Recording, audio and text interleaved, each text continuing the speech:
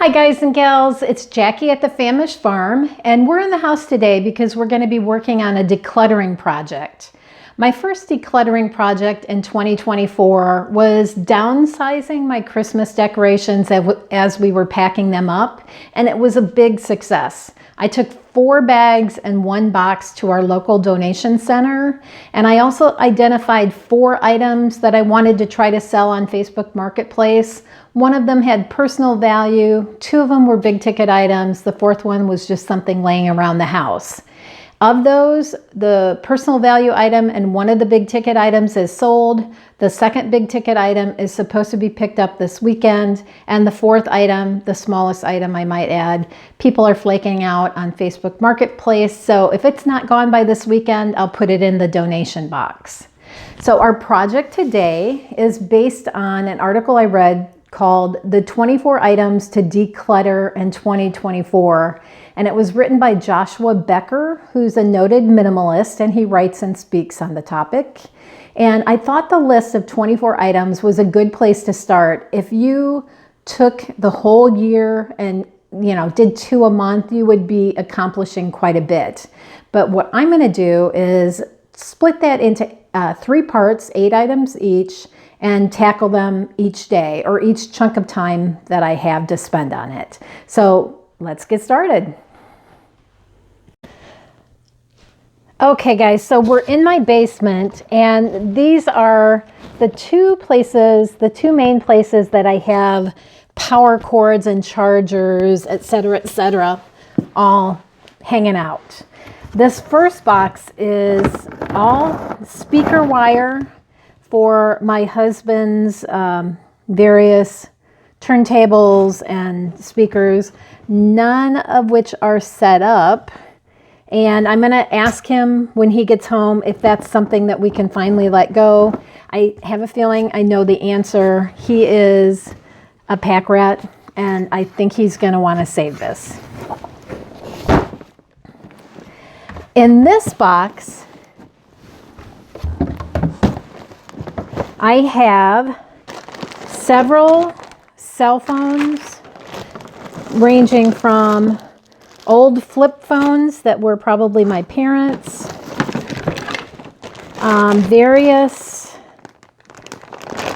this I think is for the phones,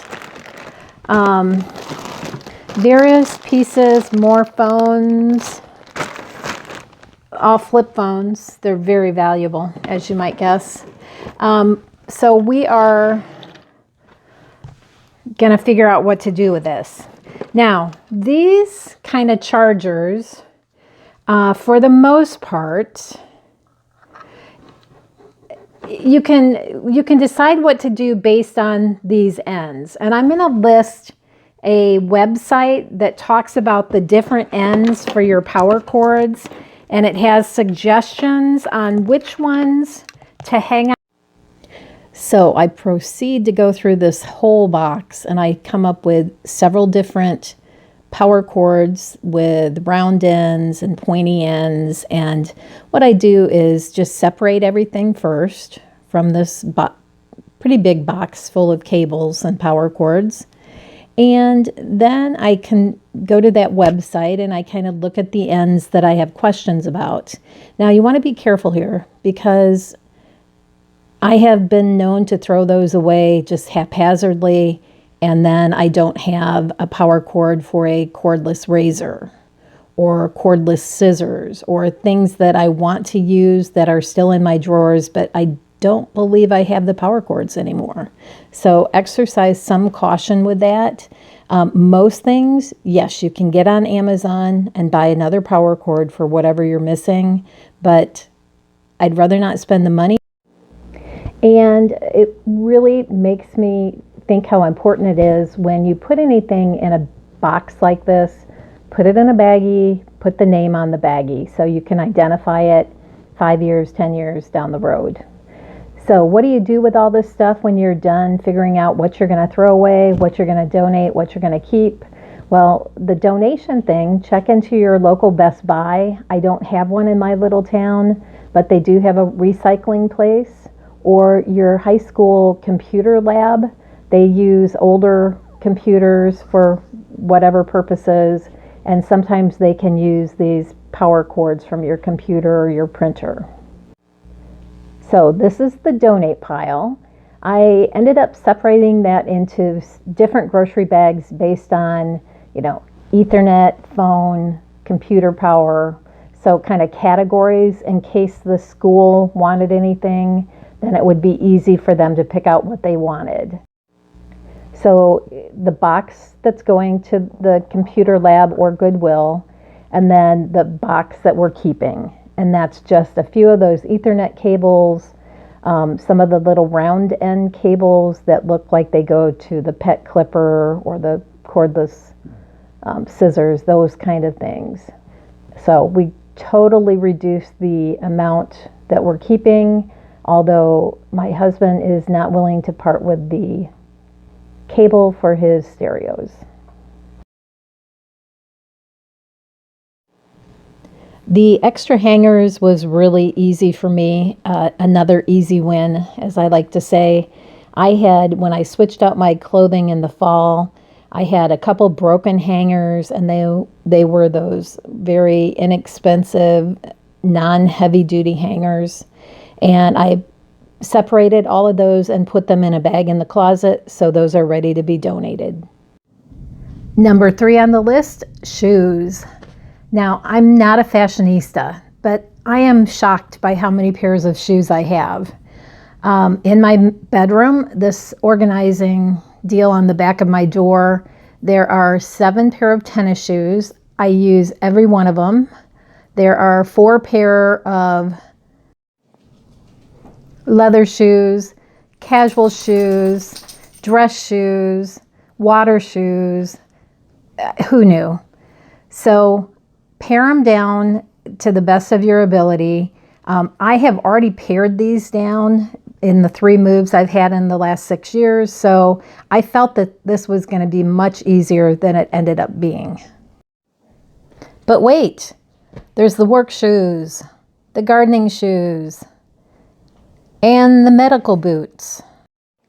I ended up getting rid of a fancy pair of shoes, the short boots, and a pair of work tennis shoes.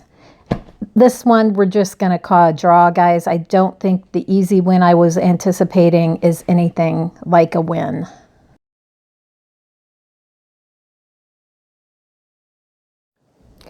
Old towels and linens turned out to be another easy win for me because I had judiciously pruned during the 3 prior moves.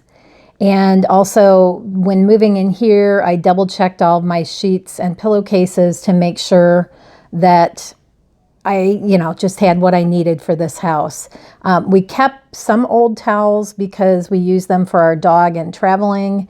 Others, a good use for that is to send them to your local shelter.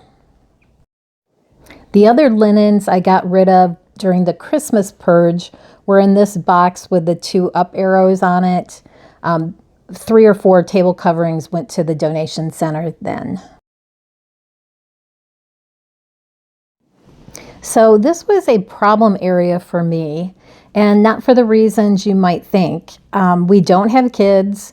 We don't have grandkids. It's not because I have a ton of games and puzzles that we added during COVID, but the fact that these 2 boxes that I'm trying to pull off my storage down in the basement were things that I had done with my mom. You guys remember Marie Kondo, and her thing is, you pick everything up and you touch it. Does it bring you joy? If it does not bring you joy, it's maybe time to release it. Well, I'm going to do something similar with this 2 boxes of puzzles that Mom and I put together during COVID. And what I'm determining is that this was not as hard as I envisioned going through these 2 boxes. I just didn't think I'd be able to do it at all, but the good memories flood back. And what I decided is most of the little Dollar Tree puzzles are going to the donation center. I ended up keeping I don't know, a half dozen puzzles that are meaningful to me or to us, things that we really both enjoyed together. And that was good enough. But if this is you, probably not on the games and puzzles part of this challenge, but if you get to a box where you can't do it, I've heard people say that then it is not the time to address that box. Put it back on the shelf. Make a commitment to go back to it in 3 months, 6 months, a year, whatever your time is. And then maybe at that point, it will be time. But for me, this was the time. I get everything out of the boxes. I decide that I'm going to need the bigger box for the donation box. So I will repack the boxes. The tall box that has some table covers in the top will be my remaining puzzle box. And this is something things that I do want to keep. So here I go, packing up. Okay, I'm done packing up the boxes. And actually from the save box, I'm going to put these back to the donate box. And I downsized to one box. Yes, it's puzzles. It's a lot of stuff. But this is something I do enjoy. And those are puzzles that are meaningful to me. So those stay. In another year, if these puzzles are still in the box and they haven't been touched, then I'm going to start paring these down further. But for now, I feel pretty good about what we did.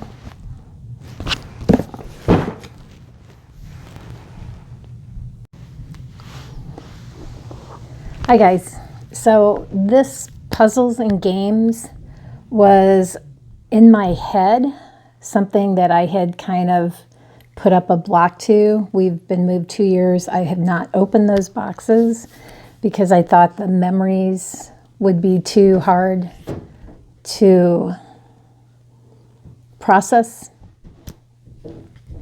Stupid word, but I thought it was going to be too hard. I just didn't want to address that. But you know what? It turned out to be much easier than expected.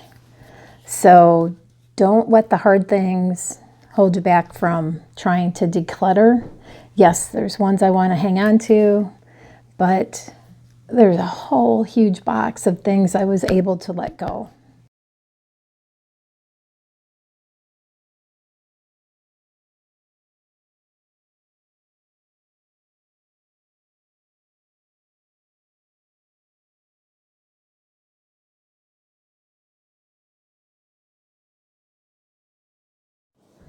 This was an easy win for us. When my parents lived with us, we got into the habit of going to our county's expired medicine drop-off, and we do that a couple times a year, so we're in good shape. Easy win, yay!